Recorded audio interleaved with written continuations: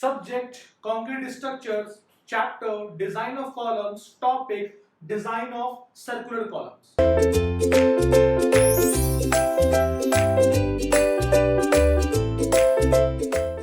So now students, after the normal columns, whatever we have discussed, the uniaxial loading, the biaxial loading, right, biaxial movement, uniaxial movement, moment interaction diagrams, IS code provisions, right. I could also teach you about circular columns in there also, but it becomes very confusing, right? So that is why I have kept it as a different topic, the circular columns. Okay, it's a very short topic, right, but very important also, because nowadays what you are doing is that you must have seen that we are actually day-to-day life we are usually providing the circular columns. You must have seen that. There are two reasons for that. The first reason is circular columns are aesthetically they are very appealing, you know, aesthetically they look very good, the circular columns, right? Another important thing why we provide circular columns nowadays is that the moment carrying capacity or the load carrying capacity of a circular column is higher as compared to normal columns. Now, how much higher? The IS 456 it says that the moment carrying capacity of a circular column is 5% higher. This question has been asked many times in many examinations, right? Even in GATE examinations, questions have come. You can say not directly but indirectly questions have come, right? So it is 5% higher than the normal column. It means that you have to multiply the normal moment carrying capacity of columns with 1.05 because 5% higher, right? It means that PU will be equal to 1.05. Whatever we have done, we will do that, but we will multiply that particular load with 1.05 because it has a 5% higher you can say moment carrying capacity and the load carrying capacity also. Clear? Now 1.05 0.4 FCK into AC plus 0.67 FIEST. This is important. That's why I have written 3 stars. Clear? Now the next thing is in circular columns we provide helical ties. Right? Helical reinforcement is provided to you can say to tie the longitudinal or the main bars. Clear? In case of our rectangular columns, square columns, what the ties were? The ties were a simple lateral ties. But in case of a circular column, we provide helical ties. What is helical? It is the form of a helix. Helix is a spiral, right? Spiral form. So we provide some spiral ties. So I give you an assignment, right? Go to any vicinity near your area, go to vicinity where you are seeing the casting of a circular column, right? And see how the reinforcement the curtailing is done, right? How the reinforcement bar bending schedule. Just look at the bar bending schedule. You will come out, you will notice that the bar bending schedule or the curtailment or you can say the arrangement of reinforcement, you will have lateral ties in the form of a helix. There will be spiral, right? The spiral shape lateral reinforcement will be there in case of a circular column. Clear? Now the next thing is ties in the form of a helical reinforcement is provided. Now the next thing is minimum number of main reinforcement bar. I have already told you it is 6. In case of rectangular square, it is 4. Simple, right? So now how the helix they look like? This is the front view, this is the top view. So in front view, these are the main reinforcements, right? These are the main reinforcement, right? And these are the main reinforcement this much. Main reinforcement and these are your ties. These are your ties, helical ties.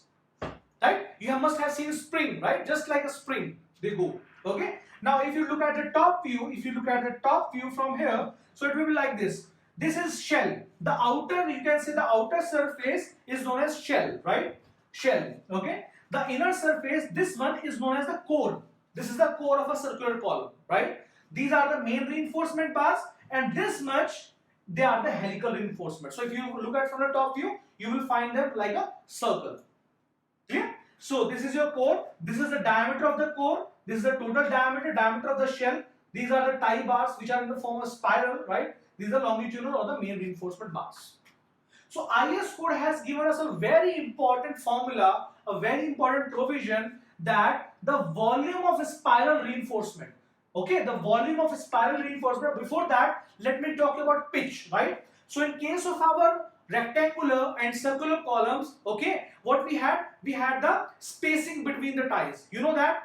But in case of our circular column, because that is a a single bar which has been tied around the main reinforcement bar, we cannot have a spacing between the bars because that is a single bar, right? So what we define the pitch. So in case of a circular column, the spacing between the bars is actually known as pitch, right? How the pitch looks like, this is the pitch.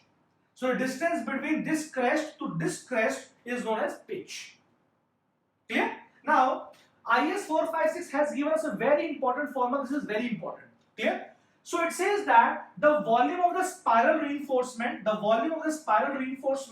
divided by the volume of core, this is the volume of core, okay, should be greater than or equal to 0.36 Ag. Ag means gross area. Let me write here also. Ag means gross area. Gross area. It means that the area of this shell, you can say. Okay? Minus 1 into FC kit divided by Fy. It should always be greater than or equal to this amount. This is important because in many examinations this formula or this IS provision has been asked directly. Sometimes you are also needed to require volume of spiral reinforcement. Sometimes you are needed to require Ag, sometimes Ac. Some values will be given, some values will be missing. So that is how numericals are, you can say, formed from this IS code provision. Clear? Now let me tell you about the maximum pitch. Okay, so there is a criteria given in IS 456 about the maximum pitch and the minimum pitch. Just in case of our normal columns, we had the maximum spacing and minimum spacing. Similarly, in the case of our circular columns, we have the maximum pitch and the minimum pitch, right? So what is the value of maximum and minimum pitch as per the IS 456? Now let us see, okay? So let me rub this, okay? So now, first of all, let me tell you about the maximum pitch. Maximum pitch. What is pitch? Let me draw it once again. This is your column, front view. I have cut a section. These are the main reinforcement bars and this is the helical reinforcement. So this distance is known as pitch.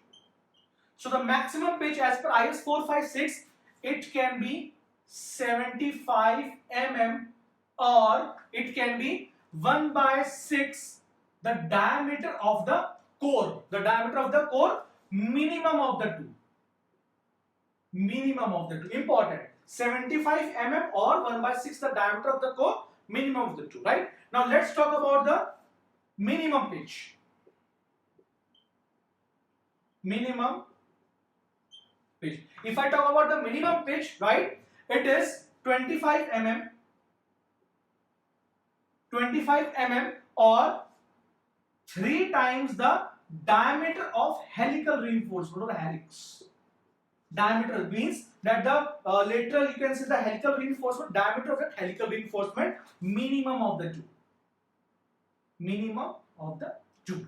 Now the question is, sir, what will be the diameter of the helical reinforcement? You have not told us, right? I have not told you because the diameter of the helical reinforcement, the IS code has given us the same provision what we had studied in the you can say lateral ties in case of our columns. So in case of our columns, let me write it the same, right? Let me write it here. So diameter of the helix. So in case of our lateral ties, what was the provision given by IS code? That is, it is either 1/4 of the diameter of the main reinforcement or longitudinal reinforcement, or if you remember, that is 6 mm, right? Or 6 mm. Clear? Maximum or minimum? Maximum. Clear? Maximum. Okay, so that is how these provisions should be learned. One more important thing, let me give you one trick. The trick which I have followed while I was preparing for GATE examinations, some other examinations. While remembering these things, I used to get a lot of confused where it is maximum, where it is minimum, where it is maximum, where it is minimum. So always remember whatever thing which is in our support, that has to be maximum. And whatever is not in our support, that will be minimum. Let me give an example. So in this case, it is maximum. Clear?